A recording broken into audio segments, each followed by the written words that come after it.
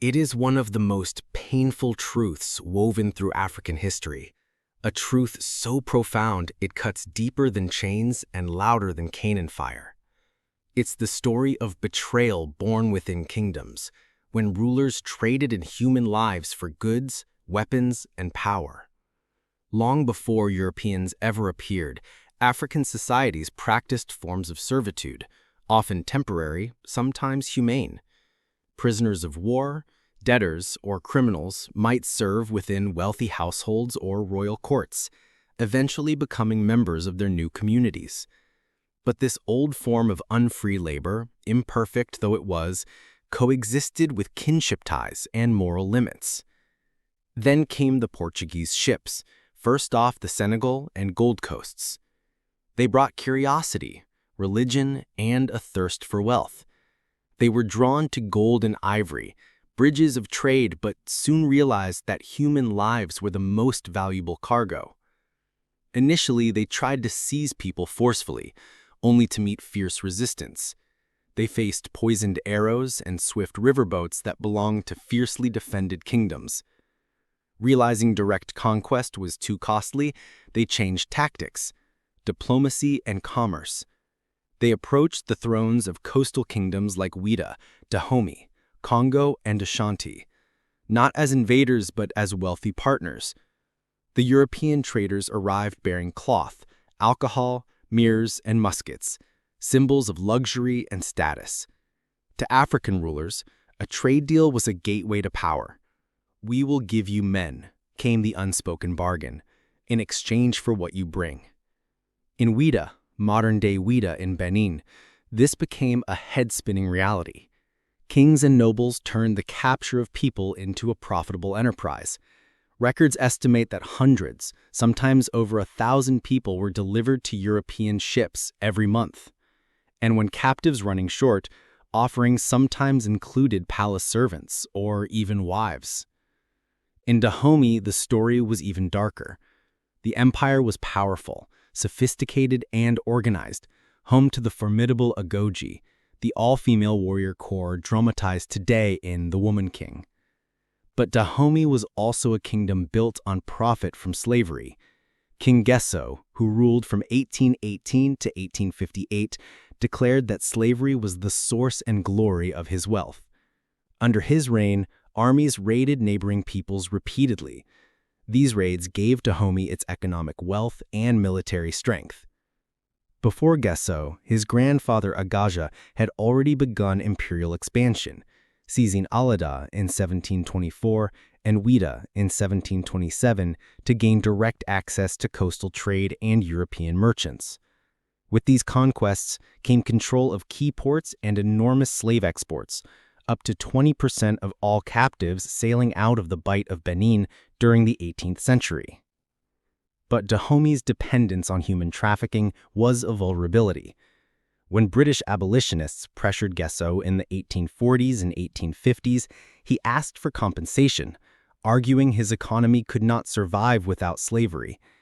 After signing an agreement in 1852 to end direct port exports, he secretly kept the business alive, routing captives through neighboring ports. Kingdoms inland were affected too. In the Kingdom of Congo, Alfonso I initially welcomed Portuguese friendship and missionaries, but as European demand grew, captives became currency. Freeborn Congo citizens were kidnapped for export, and Alfonso himself even sent enslaved captives to Portugal to fund his court's ambitions. Despite his protests, the system had taken on its own life. The Ashanti Empire, based in present-day Ghana, played a similar role. War captives and criminals were sold into slavery, and sometimes Ashanti powers even captured their own people to satisfy demand. Further east, the Kalabari and Bani kingdoms in the Niger Delta became slave export hubs, trading with European ships since the late 17th century. Sultan Jabir of the Congo region exported slaves and ivory to Belgian colonials as late as 1891, proving how the trade persisted deep into the colonial era. Why did leaders, sometimes thought of as protectors, betray their own people so thoroughly? There was no single answer. Firearms introduced by Europeans fueled an arms race. Kingdoms trusted fewer muskets than loyal soldiers. To keep them, they needed gold or captives. The slave trade was brutally efficient at converting people into wealth. Economics created dependency. Cloth, rum, guns, European goods turned rulers into consumers. Stopping the trade risked losing power or triggering a collapse. Political survival demanded complicity. Quotas from European merchants had to be filled. Competition with rival kingdoms pressured leaders to raid more, enforce more, and sell more. Some rulers resisted. Queen Nzinga of Ndongo fought Portuguese conquest, refusing to trade her people. She waged guerrilla war, formed alliances, and even converted religions to stay free. But these efforts were the exception, not the rule. The human cost was staggering. Families were torn apart. Babies separated from breastfeeding mothers. Husbands chained before wives. Millions perished during the Middle Passage or on sugar, cotton, and tobacco plantations in the Americas. Entire communities vanished. Gender imbalances in African societies persisted for generations. Every village felt the absence of sons, daughters, uncles, and cousins. Some rulers paid the ultimate price. Ashanti and Dahomey, once slave merchants, were later colonized by Europeans, their power reversed.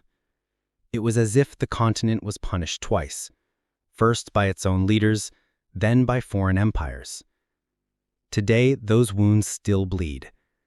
Countries like Benin now invite descendants of enslaved peoples to return and grant them citizenship, an effort to reclaim history and reconcile legacy. Museums on slave coasts remind visitors that Africa was both victim and participant in its tragedy.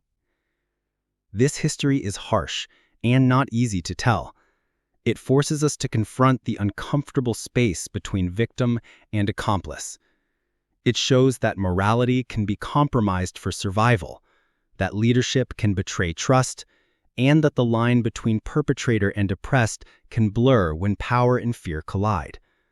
But we must not look away, because understanding this full picture, our full picture, is the start of healing. The path to reconciliation is paved not just with mourning, but with truth.